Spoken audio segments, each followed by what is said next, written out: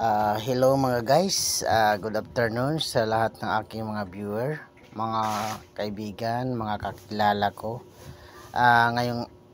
Ngayong hapong ito ay pupunta kami ni Mrs. sa palengke sapagkat wala na kaming makain at wala na kaming ulam. Mayroon kaming bigas pero wala kaming ulam, kaya napag-usapan namin na pupunta muna kami saglit sa palengke para bibili ng ulam, at sinabay na rin namin ang pag-order ng konting paninda para sa aming tindahan, at ito ay kasalukuyan kaming pupunta.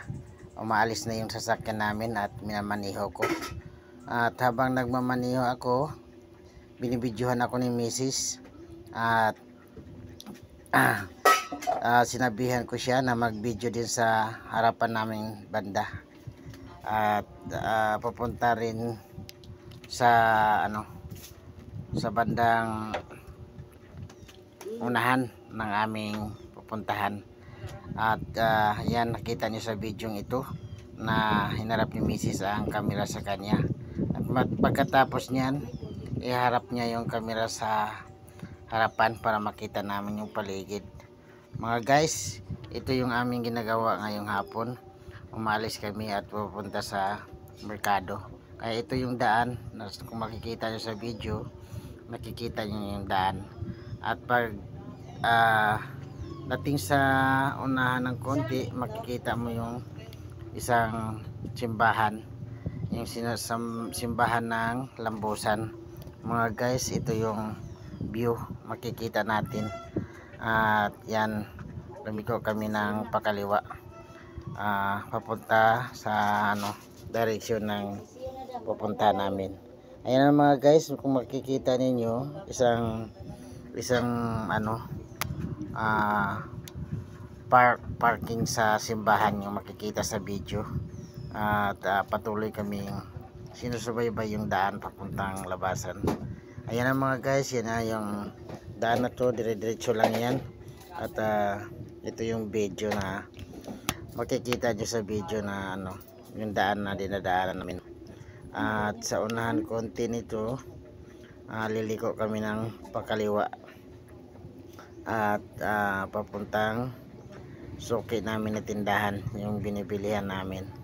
Ayan na mga guys, dandahan lang akong nagpatakbo para hindi gaanong maalog yung camera, at mapapansin nyo yung mga view sa paligid yung aming dinadaanan. Ayan na mga guys, nandyan na kami sa eskina. Kailangan ko ng lumiko papunta yun sa tindahan na binibilihan namin.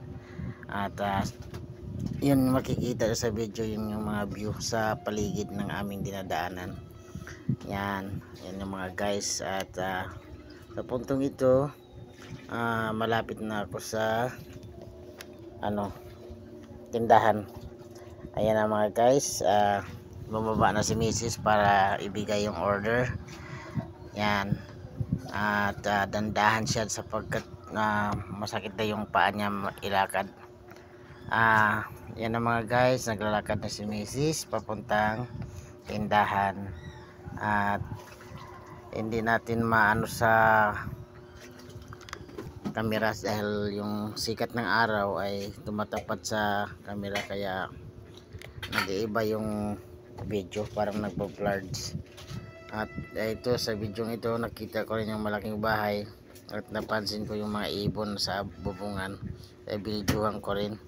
Ayan na si Mrs. pabalik na ng sasakyan. Ayan, at maya maya konti aalis na rin kami papunta ng palengke. Ayan na mga guys, pinapatakbo ko na yung sasakyan, at sa puntong ito balis na kami. Ayan na mga guys, makikita nyo sa video na tinitingnan ko yung ano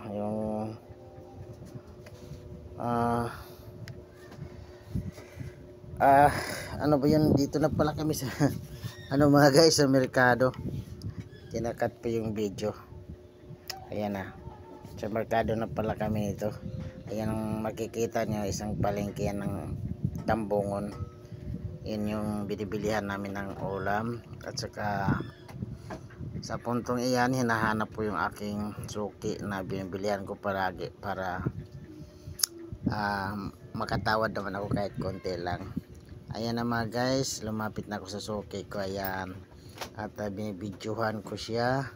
Inaalok niya ako ng seal, yung tahong kung tawagin, at hindi ko nagustuhan dahil marami ng patay, marami ng bumubuka, hindi ko nagustuhan yung tahong.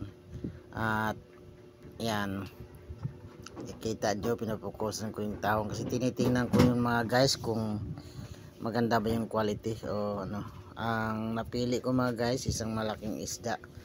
Yun yung gusto ko na ano, lagyan ng gulay pagsabaw, kaya na lang binili ko. Medyo may kamahalan yung isda ngayon mga guys. Isang piraso nakabayad ako ng ano, 380. Yan na mga guys, in-off ko na yung camera.